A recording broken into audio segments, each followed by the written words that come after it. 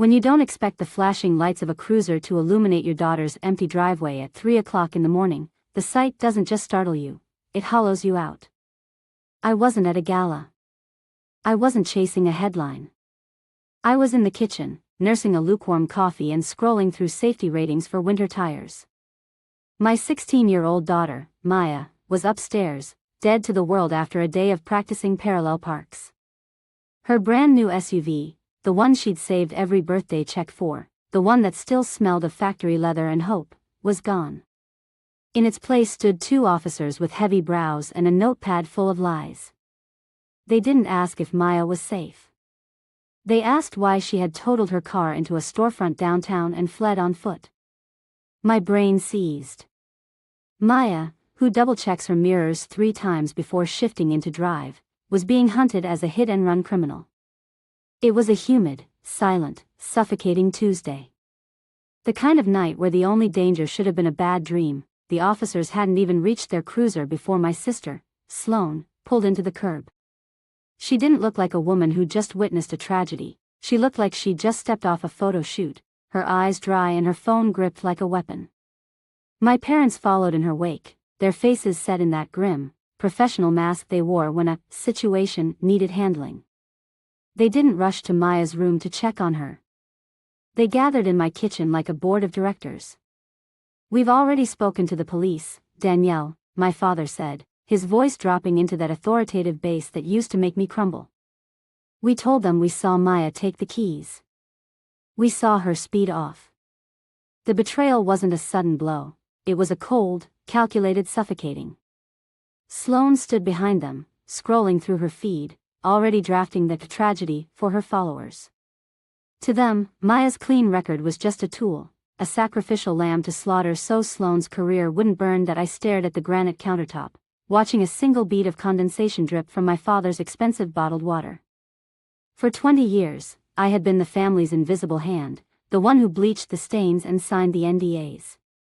They called me the strong one because I was the only one who didn't break. I accepted the title like a badge of honor, never realizing that to them, strong was just a synonym for disposable. But looking at Sloane, checking her makeup in the reflection of her phone while my daughter's future hung in the balance, the fog finally lifted. This wasn't a family crisis, it was a hostile takeover. They thought I was a gardener who got lucky, forgetting that an architect knows exactly which load-bearing walls to pull to make a house collapse. I didn't scream. I didn't pace. I became efficient. I felt the familiar hum of my professional self taking over, the part of me that dismantles million-dollar obstacles with a keystroke. The architect was back. They made the same mistake they always do. They assumed I viewed my daughter's car as a toy. To Sloane, the SUV was just a shiny red prop for her brand. To me, it was a $40,000 investment in Maya's safety. You don't leave an asset like that unprotected. My family didn't know I'd installed a dual-facing telematics suite with 24-hour cloud syncing. It wasn't just a GPS, it was a silent witness. I opened my laptop, my fingers steady as I logged into the security portal. The alert from 2:14 a.m. stared back at me, severe impact detected. I clicked the file. I didn't just see the crash, I heard the conspiracy. The audio was crystal clear, the sound of Sloane laughing as she fumbled with the ignition, slurring about how the kid wouldn't mind a little joyride.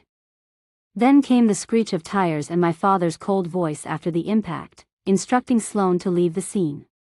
The machine was listening. The trap was set'd at 8:10 a.m. We walked into the precinct. My parents sat in the plastic chairs of the lobby with the practiced poise of people waiting for a table at a country club. Sloane leaned against the wall, eyes hidden behind oversized designer shades, playing the part of the grieving sister perfectly. Inside the glass-walled conference room, they doubled down, signing their formal statements with a flourish of expensive ink. They officially swore they'd seen Maya behind the wheel. That's when my lawyer, Jeffrey, opened his laptop. He didn't offer a preamble. He just pressed play. The room went burial shroud quiet as Sloane's drunken laughter filled the space, followed by my father's clinical voice orchestrating the frame job. The golden child shattered in high definition. My father tried to speak, but the words died in his throat as Detective Miller stood up, his face a mask of disgust. "We're done here," he said, reaching for his handcuffs. I didn't look back. I had chosen my daughter over their brand. The fallout was as clinical as it was complete. Sloane's lifestyle empire evaporated within 48 hours after the dashcam footage leaked, her sponsors fleeing a brand built on a felony.